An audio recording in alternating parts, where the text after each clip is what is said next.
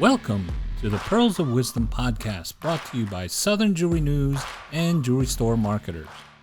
Hey everyone, this is Guy with Jewelry Store Marketers, and I'm here at the Atlanta Jewelry Show. And unfortunately, my lovely co-host Elisa Dillon is not here with me from Southern Jewelry News, but I do have our special guest today, Eric Lux from Rembrandt Charms. Eric, welcome. Thank you for having me. Yes, absolutely. I think a lot of, Rembrandt is one of those companies that I know in my 30 years here in the jewelry industry that we've always been familiar with Rembrandt Charms. Could you tell us about the history of the company? Yeah. So Rembrandt Charms was founded almost 60 years ago by my father. He started selling glassware and silverware out of his chicken coop in Buffalo, New York, and found a niche for charms and created displays and put them in the back of his station wagon and drove around the country, and particularly east of the Mississippi. And there was a company in Toronto that had some good manufacturing capabilities and talented workforce, and the company's name was Johnson Matthews, and they were laying off quite a few jewelers, and as we were hiring them and buying the equipment they were selling in auctions. And we built our manufacturing facility through that opportunity. Been focused on the charm market, and really we decided to put everything behind the quality of our product and the extensive collection that we can offer. So today we have the world's largest charm collection, 6,000 pieces in five different metals, from silver to gold, charm bracelets, charm necklaces, and around 200 employees. So we're very fortunate to be second generation, and we have some wonderful longtime retail jewelers that have been very supportive of us over the years. Yeah, I think I remember seeing a post either from you guys or it showed up in one of the group posts where there was your longtime client had a display for a long time, and you guys just put a new one in. I don't remember. What were the details of that one? So we find that being around as long as we have, there's going to be displays in stores that every 10, 20 years, you really want to either spruce it up and give it a fresh coat of paint, change out the vac forms and the pads, or just replace the unit entirely or upgrade to a larger display. So one of our local customers in Buffalo, New York actually just did that, and we posted a little video on social media around it. But they went from a oak 100 countertop, which holds 100 pieces. It's our smallest display. And they went to our smallest floor display, which holds around 314 charms and 8 bracelets. And it matched their new store decor with white and blue. And just really, it's a stunning display. So we have over 15 types of displays that can really be customized for every store, whether it's a counter or floor or wall unit. And sometimes we have our standard colors, but a lot of times we do paint to sample and match colors for stores. Wow. Okay. What do you think the charm is of the charm business? Why does it stick around so much? Oh, that's easy. It's sentimental. You're not going to find another piece of jewelry that's going to be as sentimental as a charm. You know exactly when you received it, where you were for that memory, what that means to you as a charm collector. And that's why we put so much emphasis on the quality of our charms and have a lifetime warranty. You won't find a better quality charm than what we come out with. And if you go to our factory, you'll see how many pieces don't pass quality control, and it's a major expense. But if we don't feel comfortable with it going to the market, we don't let it go. But with that many styles, we have about 30,000 styles in stock all the time in silver and gold. And we provide our retailers with the finest quality charm, displays, the marketing support, everything they need to really have a successful program and to be able to offer their charm collectors a product they can stand behind too. Right. What kind of marketing support do you offer? I mean, I know there's a lot of charms, a lot of events, a lot of reasons why people would buy charm or carry charms. What type of support do you guys offer?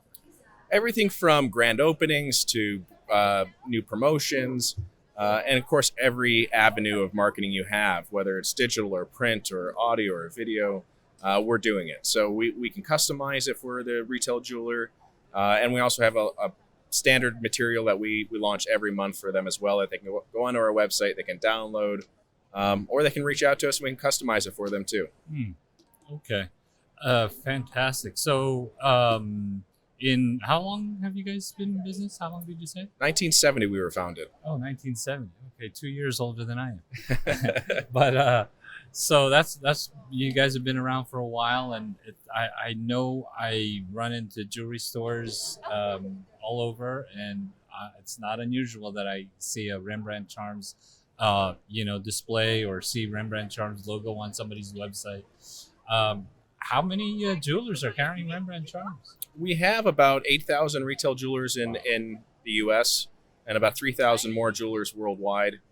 And really, I would say the vast majority of those customers have been with us for 30, 40 years. Wow. It's really incredible, and it's fun for me at this point in my life because I'm seeing the next generation in a lot of these stores taking over in the last decade. And having been in a similar position in our company, you can relate to them, and you really want to do your best foot forward and make sure they have everything they need to be successful with our product and our program. Right. I guess you grew up in the company, watch it develop and grow, and now you are taking the lead in the next phase of growth. What's in store for the company? Oh, we're always evolving. Yeah, we come out with around 200 to 300 new charms a year. Jeez. And what we do is, as those ones surge in sales, we start moving them into our displays and into our selections for customers that sell online. And really, it's just a merchandising team does a fantastic job making sure our customers have the best product to show. Right. And same with our marketing. I mean, our staff is really the reason we're as blessed as we are. Everyone is just dedicated to doing an amazing job, and we're fortunate to have so many employees that care about it as much as we do. And I know you met Audrey and you met John, and they have about 80 years experience with the company between the two of them. So it's employees like that have really driven this company forward. That's amazing, and that's fantastic. What are some of the most unique charms that you guys have come out with recently? Well, one of the most recent ones is a hoverboard. So we have a hoverboard, a fat tire bike, pontoon boat, new dog charms, you name it, we come out with it. When we get enough requests, we'll make one. So we just launched a pickleball charm as well. Yeah. That's quite a popular sport these days. So we do everything we can to stay on the forefront of what people are looking for. The fingerprint charms are very popular right now. They're custom engraving with the handwriting. Paw prints, sports teams, players' logos. It's really amazing what you can do to personalize a charm. Wow. That's, I had the pleasure recently of visiting you guys, and pretty interesting, it was a pretty impressive operation to see all the charms, and that was really cool. So when somebody wants to, I know you work with a lot of retailers now, but not with everyone, right? And there's probably still some people thinking, should I carry Rembrandt? What do they need to do, or how could they get started working with you guys? Well, charms are the first form of jewelry. They're from 560 BC, so they've certainly stood the test of time. And a charm bracelet's usually the first real piece of jewelry that a young girl receives. And it's an excellent way to introduce someone to your store, to buying jewelry, to collecting it, the sentimental connection you have. And you hope that girl comes back some point in her life for an engagement ring. Right. And every other jewelry need there. So the crossover sales with our program, when you have a display case in the store, is really what it's all about. You'll sell the silver that's in the case. You'll get the special order gold as well, that when they see and feel the quality of the silver there. And we have over 15 types of displays available, so depending on the store, we can make sure we have the right option for them to consider. Right. So what if a store didn't have one of the charms that is in your massive collection, and somebody said, "Oh, it'd be great if you had something like this." How does that work out when somebody needs one of those charms? Sometimes we make custom charms for our retailers, depending on how many they need and when they need it by, and the price points they're looking for, and we do that all the time.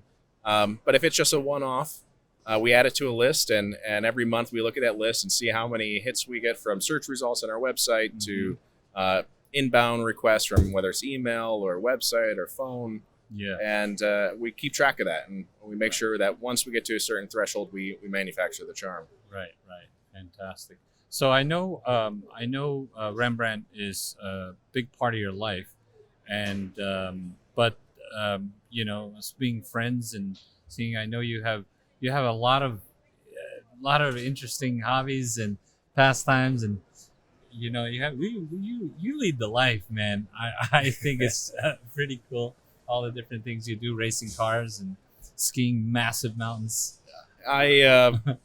It's tough to say. My father got me into racing when I was younger. He raced in a vintage series back in the late 80s and early 90s, and so I grew up around it. And when I was young, he would drop me off the go-kart track for the weekend, and I would work at the snack bar and work at the go-kart shop and get free tires and anything I could to stay and live at the go-kart track and race. And luckily enough, I was picked up and managed to do 19 years professionally racing in cars, and I can still keep a foot in and get called in for the longer races when they need an extra driver. So I'm hoping I'll keep getting those phone calls for a few more years. And the skiing is a similar story. My father was a ski patroller, so I grew up. As soon as I could walk, I had skis on, and I just love it. So whenever there's a big mountain I can go ski down with some friends, I try not to say no. All right, sounds good. I'd probably be rolling down the hill. Wow, that fantastic. I know there's a lot for retailers to see and come from Rembrandt. It's certainly been one of those it's one of those companies that I've seen all my whole time in jewelry in 30 years, and it's one of those companies that's just always around and always doing great and always supporting retailers. So that's always really cool to see. And thank you. Thank you for being around. And we're here at the Atlanta Jewelry Show, and you always have a great presence here. And I know you got a bunch of other shows, so it's probably a busy life you lead. Well, the shows are part of it. It's an excellent way to meet your new customers, meet existing customers, and where else can you see 200-300 customers in a weekend? I'd have to be on the road for a week to do that. So it's really nice to be able to come to Atlanta Jewelry Show for 2 days and just see some of our best customers in the Southeast. Right. Fantastic. Well, Eric, thank you so much for joining us here on the podcast. It was really cool talking to you and having you on the podcast. So thank you. Thanks for having me. All right. Well, thanks. This is Guy with Jewelry Store Marketers for the Pearls of Wisdom Jewelry podcast. And check out the other episodes. Subscribe. Check out Rembrandt Charms, and make sure you like them, follow them. But if you're not a customer, make sure you go call them up. Call Eric. Call John. Call them out. So thanks a lot. Take care. Thank you. Thanks for listening to the Pearls of Wisdom Jewelry podcast. For more information about the show, please visit southernjewelrynews.com/podcast, brought to you by Southern Jewelry News and Jewelry Store Marketers. Make sure to subscribe on your favorite podcast platform so you can catch the next show. See you then.